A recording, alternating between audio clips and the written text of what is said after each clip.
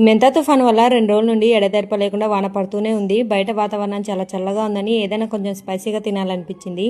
ఎలాగో చికెన్ అయితే తినలేము ఈ కార్తీక మాసం వల్ల, కాబట్టి చికెన్ ఎంత టేస్ట్గా ఉండే పుట్టగొడుగుల కూరనైతే నా స్టైల్లో చేద్దాం రండి. ప్రతి సంవత్సరం ఒకసారైనా నాటు పుట్టగొడుగుల కూర తినే వాళ్ళం, ఈసారి అసలు దొరకలేదు.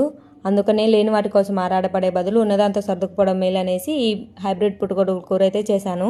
ముందుగా పుట్టగొడుగులను నీట్గా కడుక్కొని మీడియం సైజ్ కట్ చేసుకొని పక్కన పెట్టుకోవాలి. తర్వాత స్టవ్ వెలిగించి స్టవ్ పైన పెనం పెట్టి కొంచెం నూనె వేసి నూనె బాగా కాగాక ఎర్రగడ్డలు వేయాలి. నేనైతే వీడియో తీసి ఆతృతలో నూనె వేయక ముందే ఎర్రగడ్డలు అయితే వేసేసాను. తర్వాత కొంచెం ఉప్పు పసుపు వేసి బాగా కలిపి మూత అయితే పెట్టాలి.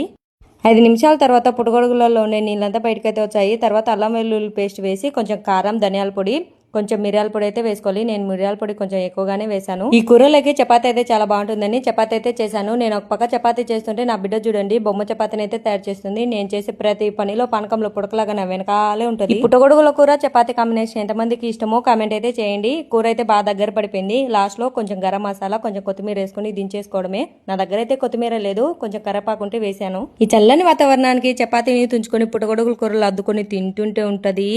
అందనంత దూరంలో ఉండే ఆ స్వర్గమైనా సరే మన కళ్ళ దగ్గరికి రావాల్సిందే. ఈ రోజుకైతే ఇంతనే, ఇంకో వీడియో